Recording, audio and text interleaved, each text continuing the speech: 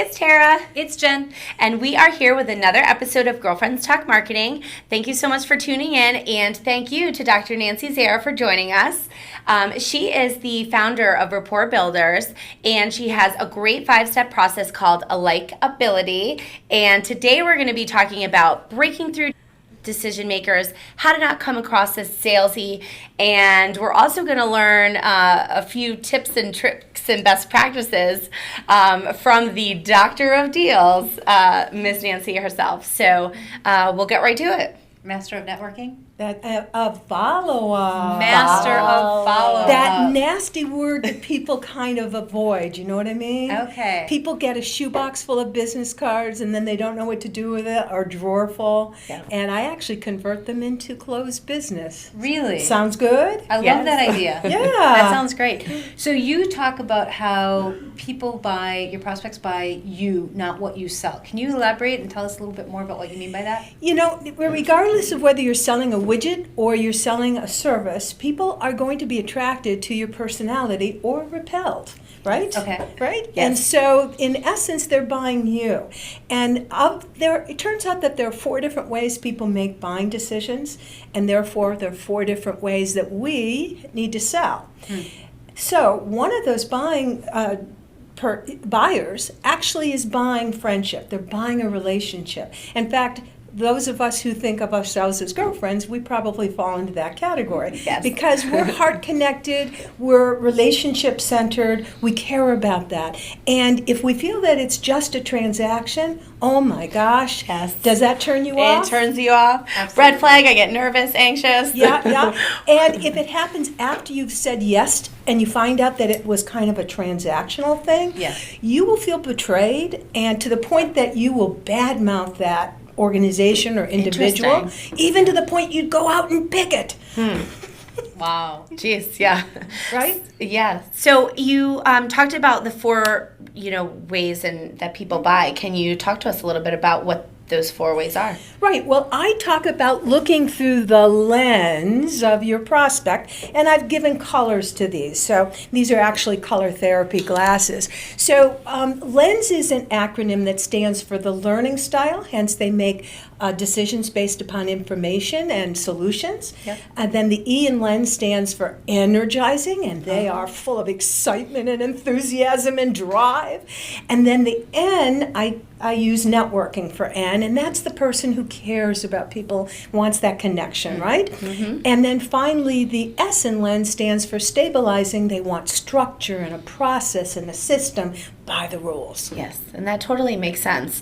I mean, if we think about the type of, business owners and companies that people work with, you will definitely find those decision makers that have one of those kind of personality traits or styles that they'll tend to gravitate to when you're going through the sales process with them. Mm-hmm, exactly. And here's the biggest mistake most people make, is that whatever we use to make our own decisions, we tend to sell that way. So that makes hence, sense. if there are 4 styles and we are talking one style, naturally we're communicating only 1 out of 4 times, 25%. 75% of the time, it's a mismatch. So in sales, you've probably heard it takes a lot of no's before you get a Yes. and that's exactly what's going on. We're not speaking the language of the buyer. Interesting. So here's a question. Do you want to change your language and speak the language of the buyer, or do you want to look for the people who you're going to connect with on your own? That's $1 million question. And it turns out that the answer is yes to each of them, but in different times. Okay. Yes, we want to be able to adjust ourselves to match that buyer.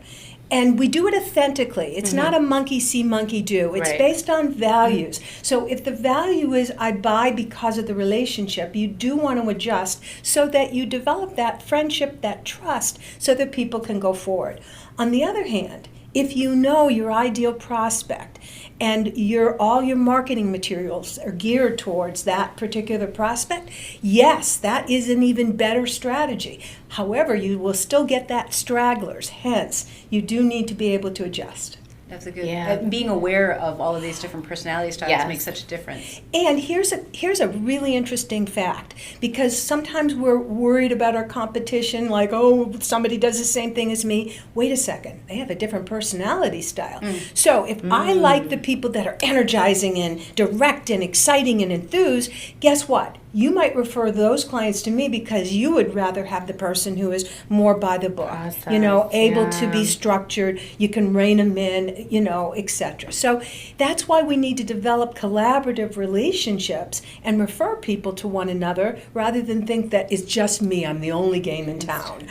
Yeah, and that is so smart. Obviously we talk about building our network and making sure that you are surrounding yourselves with professionals that you can defer business to. I've always looked at that as like just great people to know, but you put it in an excellent perspective in the sense of being able to actually offload personality types of business to the appropriate types of personality match so that everybody can win in the situation.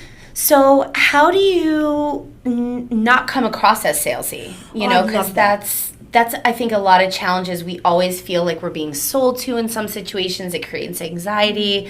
The sales rep isn't happy. They're not closing the deal. The buyer isn't happy. They're not getting the experience that we want. We hear about the experience. So can you talk to us a little bit about that? Yeah, my answer may surprise you because I'm going to talk about appreciation. Appreciation. Yes. Because you see, when you really appreciate somebody and you are with them and you're heart-centered and you're empathetic about what's going on, then it stops being a sales conversation. I'm not saying it isn't a sales moment, but it's no longer about the transaction.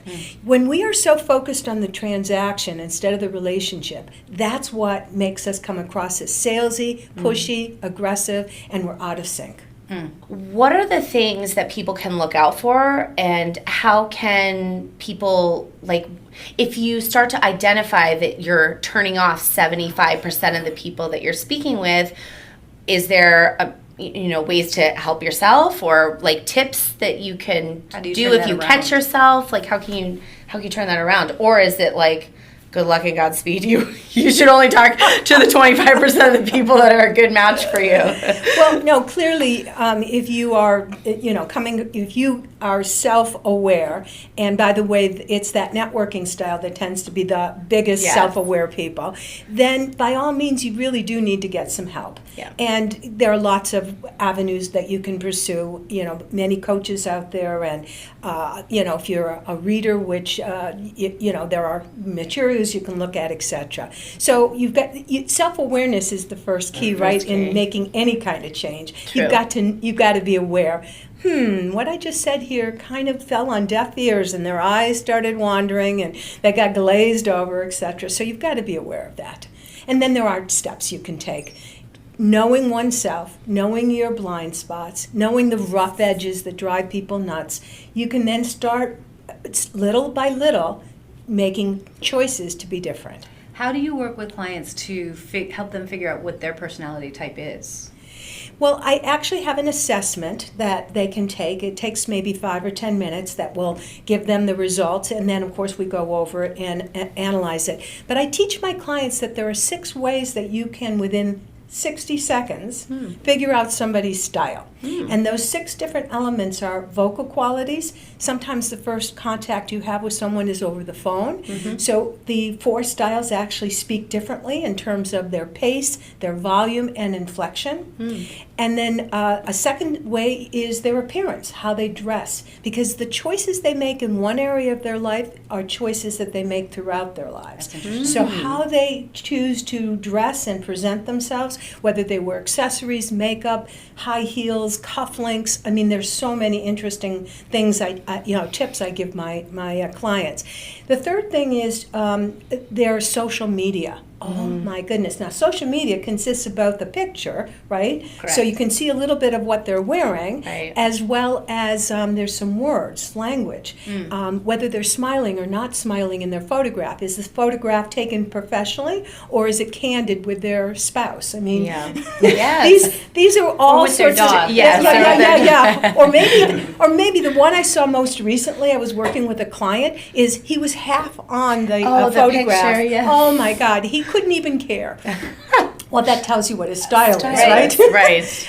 And then there's decor. There is their correspondence and writing, and so and then finally their mannerisms. Like if you have an appointment with them, did they show up early or did they show up late? Did they give an excuse? No excuse. These are all cues as to their who they are and what their style is. Interesting. So another question that I had was how much should you be aware of this in your marketing materials as you're putting it out? Because a lot of what you're talking about is when you're actually meeting with the client and sitting down with them. But what about your marketing materials where you're not?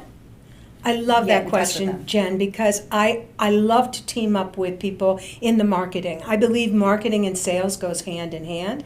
And if ahead of time you are using the right language and the right approach and the right colors and the et cetera, if it's like a book or something like that, all of this matters. In fact, I just recently wrote a book, Words That Sell with Style, and it's all about choosing the language that will connect quickly and effectively with each of the 4 types. Oh, excellent. So yeah, it's all about I know you're a writer, and you would love that. I'll have to send you a copy. Yes, I'd love to see that. Yeah. That's so great. So you just mentioned you wrote a book. I'm sure there's other things that you're doing. So could you tell us and our audience how to get in touch with you as well as what you're working on? Well, may I offer everyone a gift? Do you mind? Yes, please. Okay, so if you will text the word consult, CONSULT, Yeah. to this following number, 762-383-0111.